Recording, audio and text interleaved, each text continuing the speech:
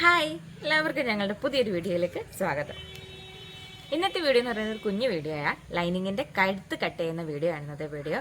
അപ്പം നിങ്ങൾ video skip ചെയ്യാതെ തന്നെ കാണണം. വീഡിയോ ഇഷ്ടമായവർ ഞാൻ എപ്പോഴും പറയാറുള്ളത് കൊണ്ട് തന്നെ ലൈക്ക് ചെയ്യാനും ഷെയർ ചെയ്യാനും കമൻറ്റ് ചെയ്യാനും സബ്സ്ക്രൈബ് ചെയ്യാനും മറക്കരുത്. അപ്പോൾ നമുക്ക് വീഡിയോയിലേക്ക് പോവാം.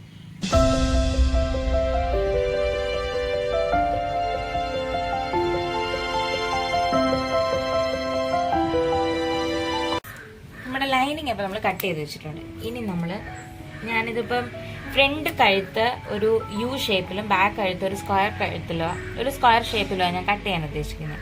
അപ്പോൾ അതിന് നമ്മൾ ആദ്യം ലൈനിങ് എന്ത് ചെയ്യണം, രണ്ടാക്കിയാണ് കട്ട് ചെയ്യണം.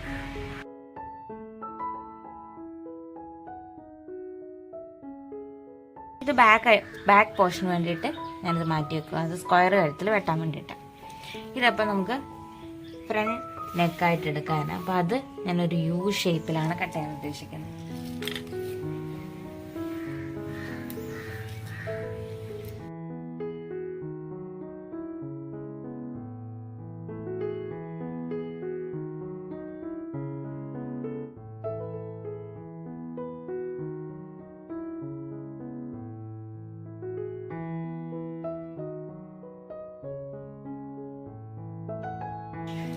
ഇപ്പോൾ ഇതാ യു ഷേപ്പ് വന്നിട്ടുണ്ട്.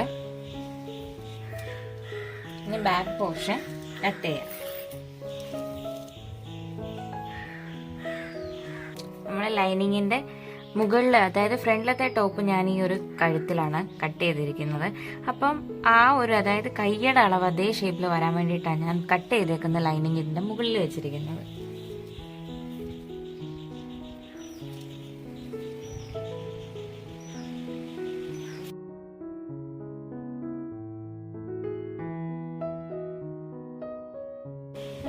ഞാനൊരു 4 അരയാണ് പുറവശത്തെ ഇറക്കം എടുക്കുന്നത്. ബാക്ക് വശം ഇറക്കം എടുക്കുന്നത് 4 അര.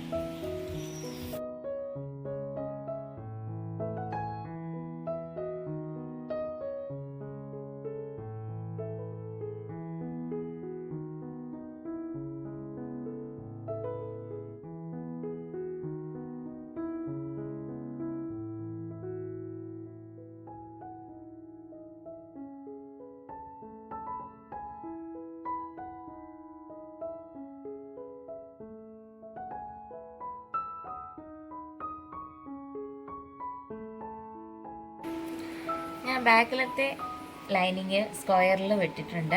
ഫ്രണ്ടിലത്തെ ലൈനിങ് യു ഷേപ്പിലും കട്ട് ചെയ്തിട്ടുണ്ട്. അതായത് ഫ്രണ്ടിൽ നമ്മുടെ ചുരിദാറിൻ്റെ മുൻവശം വരുന്ന പോർഷൻ്റെ കഴുത്ത് യുവിലും പുറകിലത്തേത് സ്ക്വയർ ഷേപ്പിലും ഞാൻ കട്ട് ചെയ്തിട്ടുണ്ട്. അപ്പോൾ ഇനി ഇത് വെച്ച് ഞാൻ മുൻപും ചെയ്ത പോലെ തന്നെയാണ് ഞാൻ കട്ട് ചെയ്തെടുക്കാൻ പോകുന്നത്.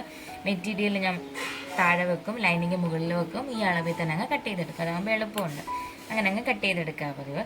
അപ്പോൾ ഇന്നത്തെ വീഡിയോ ഇവിടെ വൈൻഡപ്പ് ചെയ്യാണ്. ഇന്നത്തെ വീഡിയോ ഇഷ്ടമായവർ ലൈക്ക് ചെയ്യാനും ഷെയർ ചെയ്യാനും കമൻറ്റ് ചെയ്യാനും സബ്സ്ക്രൈബ് ചെയ്യാനും മറക്കരുത്. മറ്റൊരു വീഡിയോ ആയിട്ട് വരുന്നതിന് വരെ ടാറ്റാ.